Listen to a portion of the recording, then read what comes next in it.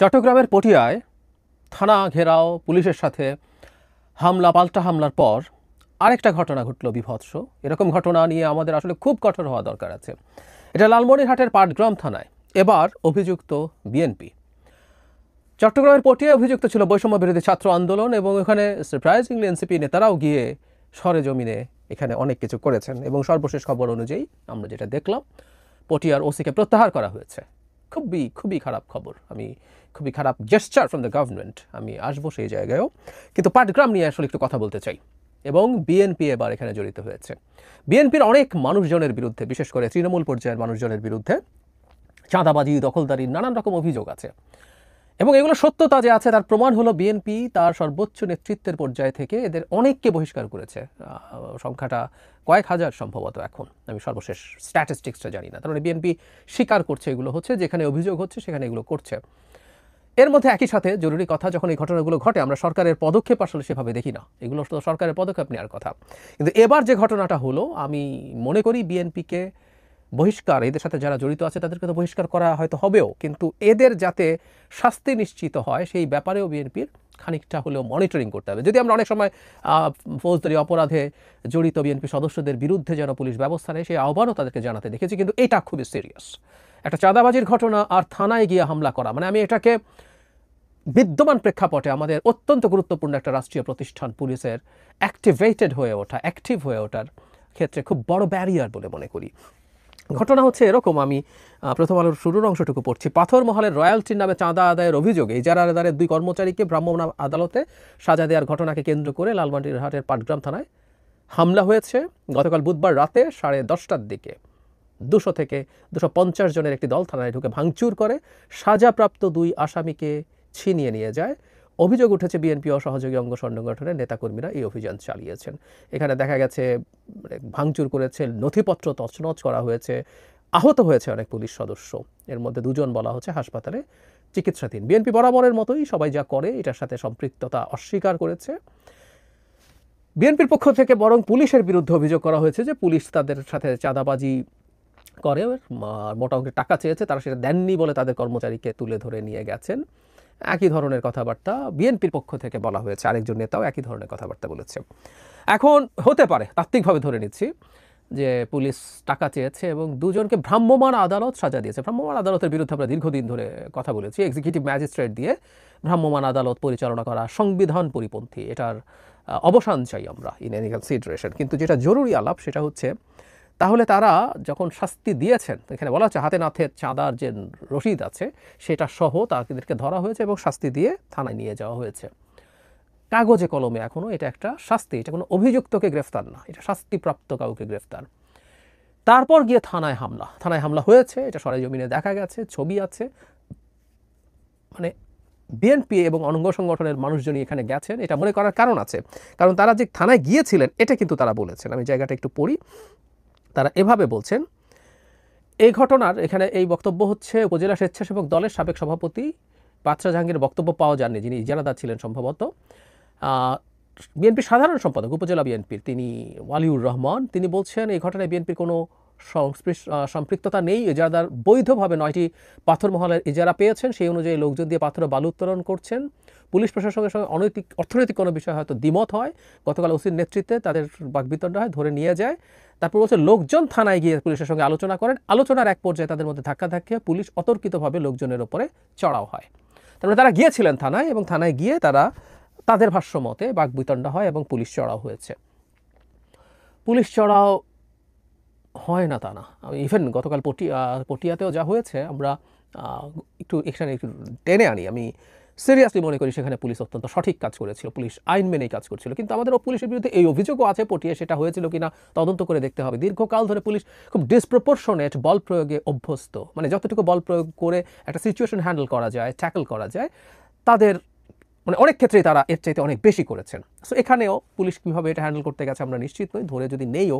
কিন্তু পাল্টা এই হামলা, থানা ভাঙচুর এই পর্যায়ে যায় এবং যাদেরকে ধরা হয়েছে তাদেরকে ছিনিয়ে নিয়ে যাওয়া হয় বিচারের, মানে ভ্রাম্যমাণ আদালতের বিচারে যাদের সাজা হয়েছিল। এখানে একটা জিনিস খুব খেয়াল করা দরকার, আমরা বর্তমান প্রেক্ষাপটে পুলিশের মনোবল যে জায়গায় আছে, আমি মনে করি না যে পুলিশ একেবারে আগ বাড়িয়ে এটা আমার পারসেপশন। কোনো কোনো জায়গায় দ্বিমত হতে পারে, পুলিশ আগ বাড়িয়ে মানে ভীষণ রকম আগ্রাসী হয়ে উঠবে, আক্রমণাত্মক হয়ে উঠবে। আমি এই ব্যাপারটা আসলে খুব কনভিন্স নই সত্যি বলতে।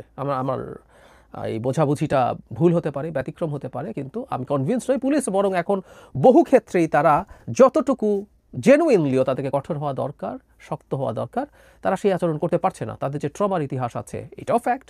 এই যে পুলিশের যে ইনফর্ম পড়া মানুষজন আছে বিএনপির, এই যারা ইভেন হামলা টামলা করতে গেছে, তাদেরই বহু মানুষের জীবনে মারাত্মক নাভিশ্বাস তুলেছেন এরাই সরকারি পোশাক পরে। সুতরাং এই পোশাকের সাথে বিএনপির সংঘাতের জায়গাও আছে। কিন্তু পোস্ট শেখ হাসিনার সময় আমরা কোনোভাবেই এরকম পরিস্থিতি এক্সপেক্ট করি না। আমরা যদি রাষ্ট্রের প্রতিষ্ঠানগুলোকে তার মতো করে শক্তিশালী হয়ে উঠতে না দেই, এটা খুব বিপদ হবে এবং বিএনপির জন্য মহাবিপদ হবে। বিএনপি একটা জিনিস বুঝতে পারছে না, বিএনপির এই লেভেলের লোকজন, আমি আশা করি সর্বোচ্চ নেতৃত্ব বুঝবে, এই দেশে থানা আক্রমণ করা যায়, থানা আক্রমণ করে পুলিশের কাস্টাডি থেকে অপরাধী আসামি সাজাপ্রাপ্তদেরকে নিয়ে যাওয়া যায়।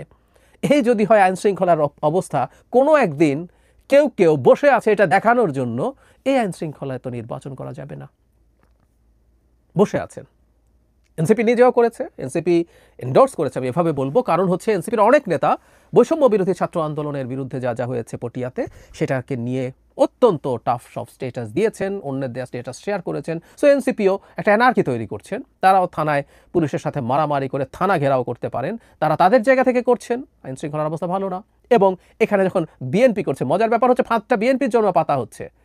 বেশ কিছুদিন আগে আমি এটা নিয়েও কথা বলেছি, রয়টার্স এবং এএফপির সাথে সাক্ষাৎকারে জনাব নাহিদ ইসলাম, এনসিপির প্রধান, বলেছেন ক্লিয়ারলি দেশের আইনশৃঙ্খলা পরিস্থিতি, নির্বাচন, তখন ডিসেম্বরের নির্বাচনের আলাপ হচ্ছিল, এই বছরের মধ্যে নির্বাচনের জন্য উপযোগী নয়।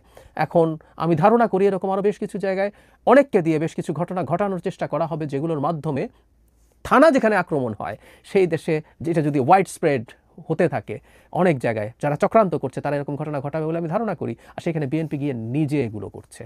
বিভৎস ব্যাপার। আর নির্বাচনের আনসার্টিনিতে থাকুক না থাকুক, শেখ হাসিনার পরে আমাদের পুলিশ বাহিনীকে তার কনফিডেন্স ফিরে পেতে হবে। একটা আধুনিক রাষ্ট্র পুলিশ ছাড়া কোনোভাবেই চলতে পারে না। এই জন্য খুব অল্প সময়ের মধ্যে, গণঅভ্যুত্থান শেষে আমরা সফল হওয়ার পর 7 বা 10 দিনের মধ্যে পুলিশের উপরে যা হচ্ছিল, যে অ্যাটিটিউড দেখানো হচ্ছিল, আমি সেটার বিরুদ্ধে কথা বলেছি। আমাদের একটা রিকনসিলিয়েশনের জায়গায় যেতে হবে এবং পুলিশকে কনফিডেন্ট হয়ে উঠতে দিতে হবে। আমি বিশ্বাস করি একটা রাজনৈতিক সরকার আসলে এই ব্যাপারটা অনেকটাই ঠিক হবে। কিন্তু যে আচরণ দেখা যাচ্ছে, যে অ্যাটিটিউড দেখা যাচ্ছে, আমরা এখন পুলিশ অত্যন্ত তুচ্ছ ব্যাপার, আমরা পিটিয়ে ওখান থেকে আসামি নিয়ে আসতে পারি। বিএনপির লোকজনের বিরুদ্ধে চাঁদাবাজি বা এই ধরনের অন্যায়ের যেসব অভিযোগ আছে, দখলদারির অভিযোগ আছে অনেকে, এবং এসব অনেক ক্ষেত্রেই সত্য, বারবার বলছি, বিএনপি নিজেই এটাকে স্বীকৃতি দেয়, সংখ্যাটা তার চেয়ে বেশি হতেই পারে। আমি মনে করি এগুলো আসলে ঠিক সেই অর্থে স্টেটকে আঘাত করা না। খুবই খারাপ কথা, করাপশন বাংলাদেশে ছিল এবং বিএনপি ক্ষমতায় আসলে চাঁদাবাজি চলে যাবে বলে আমি মনেও করি না। আমাদের একটা রেঞ্জ টেকিংয়ের অর্থনীতি আছে, এটা একটা দীর্ঘকালীন স্ট্রাকচার আছে, আমরা ধাপে ধাপে এগুলো থেকে বেরিয়ে আসতে হবে, সেটা অন্য ডিবেট। কিন্তু যে স্পর্ধা দেখানো হলো লালমনিরহাটের পাটগ্রামে, এটা ভয়ঙ্কর। বিএনপিকে এইভাবে পুলিশের আস্থা তৈরি করতে হবে, যে যারা এইবার এই ঘটনাটায় অন্তত, তার আগেও আহ্বান জানিয়েছে, কিন্তু তাদেরকে সিরিয়াসলি পারসিউ করতে হবে। এই ঘটনায় যারা ইনভলভড হয়েছে তাদেরকে ধরতে হবে এবং খুব কঠোরভাবে বিচারের আওতায় আনতে হবে, নাহলে এটা চলতেই থাকবে।